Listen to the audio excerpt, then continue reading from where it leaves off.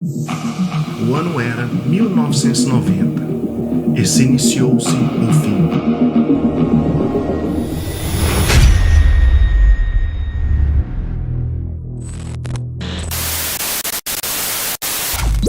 O ano era 1990 e este ano marcou uma geração, porque se iniciou o fim das melhores músicas românticas compostas. Para que possamos entender um pouquinho sobre essas composições, devemos voltar ao passado, para entender o que é uma música com versos românticos ou romantismo. O romantismo nada mais é um movimento artístico que começou na Europa durante o século XVIII.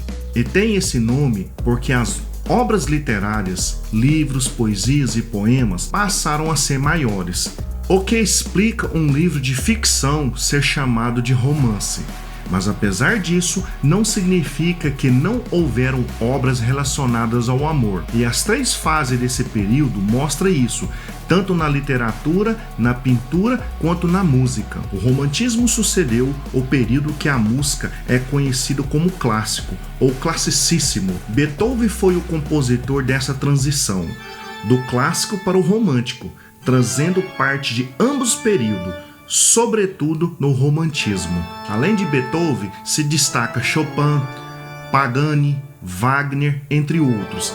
Cada compositor tinha uma forma de compor, mas possuía algumas características em comum, tais como um aprimoramento melódico, harmônico, totalmente diferente do classicismo. É uma amplitude de técnicas que não tinha muita força no período anterior. Assim como todo período artístico ao longo da história, a parte musical romântica nega algumas estruturas e costumes clássicos, e por isso foi criada uma identidade para o período romântico. O auge do romantismo foi durante o século XIX, onde a valorização do obscuro, do melancólico e do sofrimento estava em alta em diversas áreas artísticas. Muitas composições desse século apresentavam uma estrutura mais sombria, como pode ser notado em muitos noturnos de Chopin. E nesse mesmo período, os estudos, mais conhecidos como etudes ou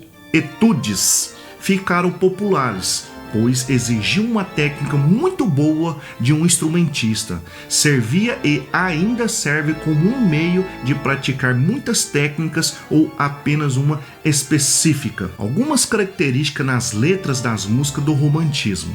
O romantismo em cada país tem uma particularidade. Entretanto, é possível perceber alguns valores comuns em várias nações que desenvolveram essa estética, a saber, egocentrismo, o indivíduo é encarado como o centro do mundo, sentimentalismo, nacionalismo, idealização do amor e da mulher, tom depressivo, típico de diversos autores românticos, sendo facilmente encontrável entre eles um discurso que exaltava a fuga da realidade, seja pela morte, seja pelo sonho ou ainda pela própria arte. No Brasil, o movimento romântico foi dividido em três fases ou gerações.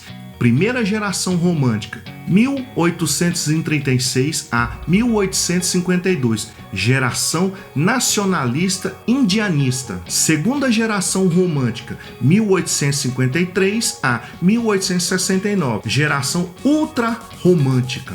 Terceira geração romântica, 1870 a 1880, geração candorreira. Na terceira geração, os jovens da época eram embalados pelas músicas de Nazaré, Queen, Elton John, Whitney Houston, Bryan Adams, entre outros.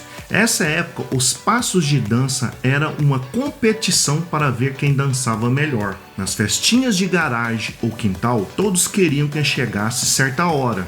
O DJ tocasse músicas românticas para que podemos dançar abraçadinho com as meninas. Nos anos 90, esses compositores e cantores começaram a se aposentar e a nova geração de compositores deixaram de compor esse tipo de música.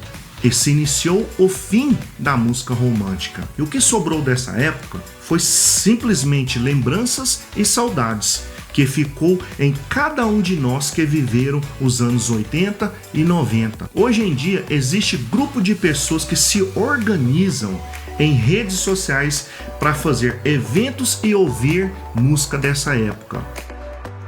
Se você gostou desse conteúdo, se inscreva no canal e deixe aquele like. Obrigado por ter assistido até o final. Aquele abraço e fique com Deus.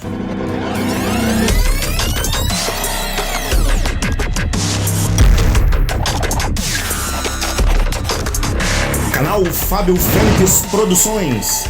Com você a todo momento.